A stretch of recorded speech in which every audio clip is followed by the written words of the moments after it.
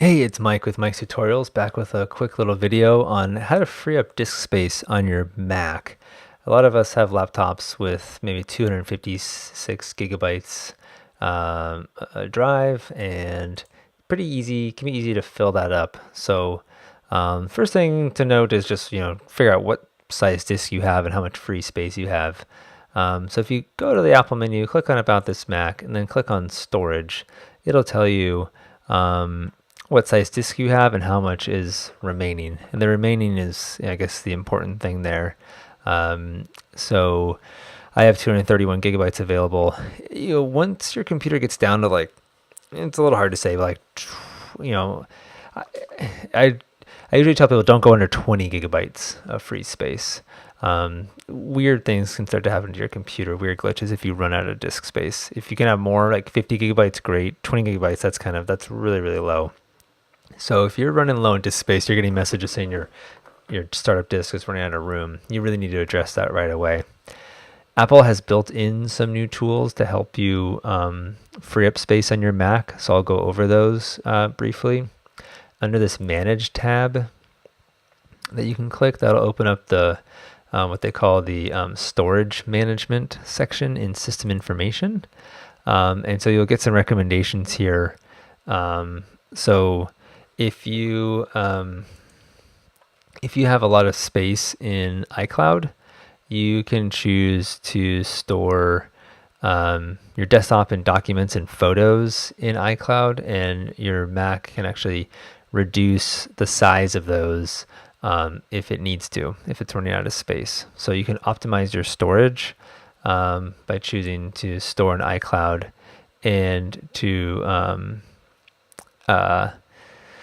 yeah, I guess from right here, you can't actually choose to optimize. That's in a separate spot. Why don't I just show it really quick? It's in Apple menu, System Preferences, in iCloud, the iCloud section.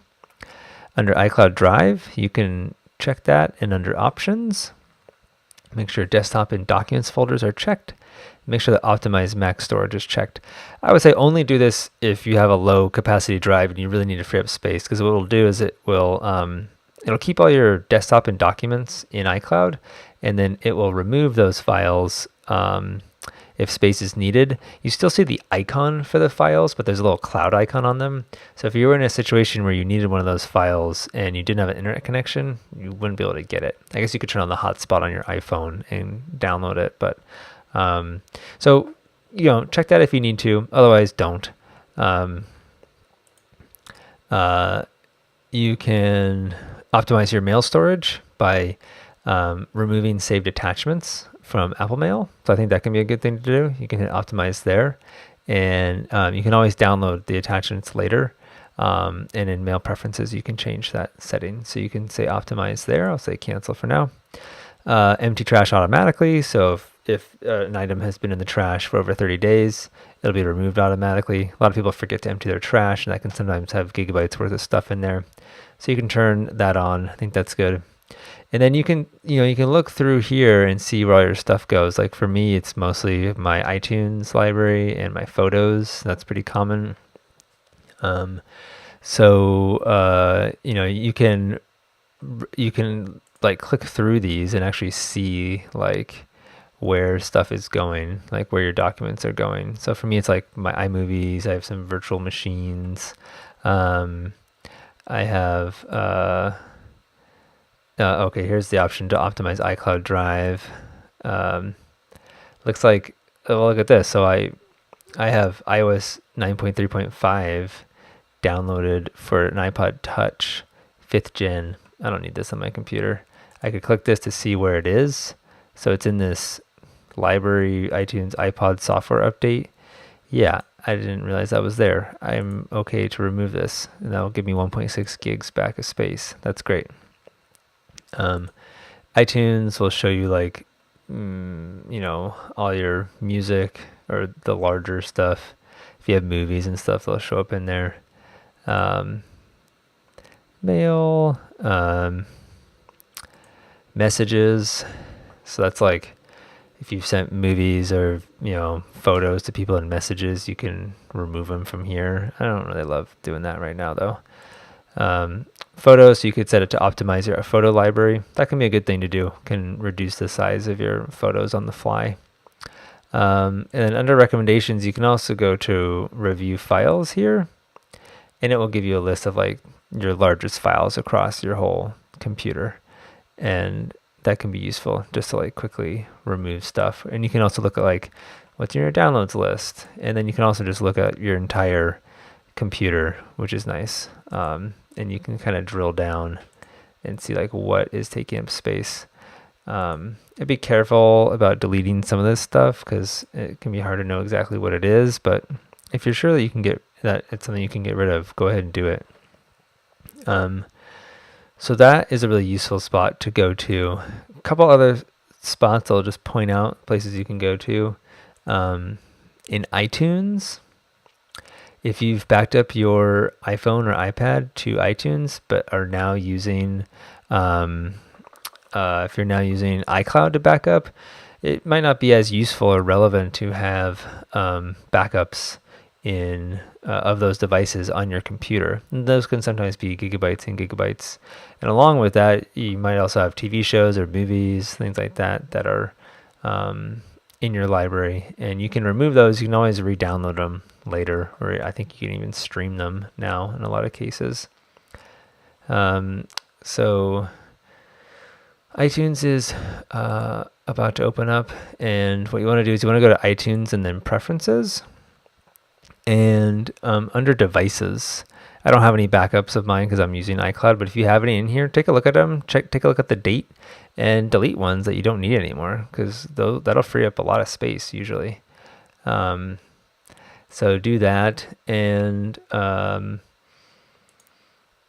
another thing you can do is there's a really great tool you can get. It's called Omni Disk Sweeper. It's one I've used for a long time. It's free. It's made by the Omni Group. There are a bunch of tools that are kind of like this in on the App Store or available. Like I think the Apple Store recommends Daisy Disk, I think is what it's called. It can show you what's taking up all your disk space. There's a free trial. It's $10, pretty cheap. I've just used Omni Disk Sweeper because it's free. And if you are running 10.13, I think you do have to get one of the test builds because you might be using APFS.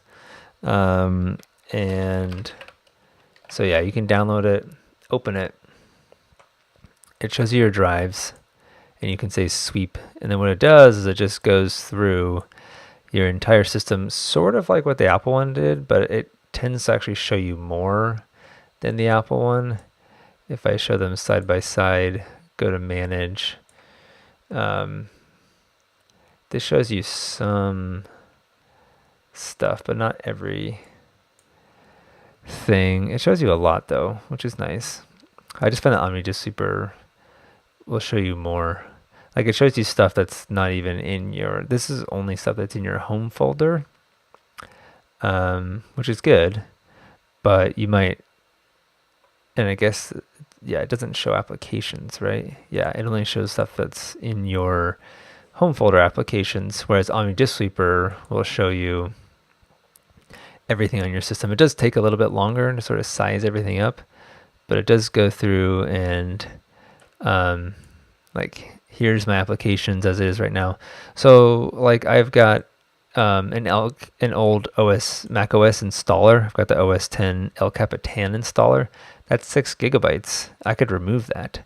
iPhoto's on here, but I've migrated to Photos, so I could actually remove the iPhoto app.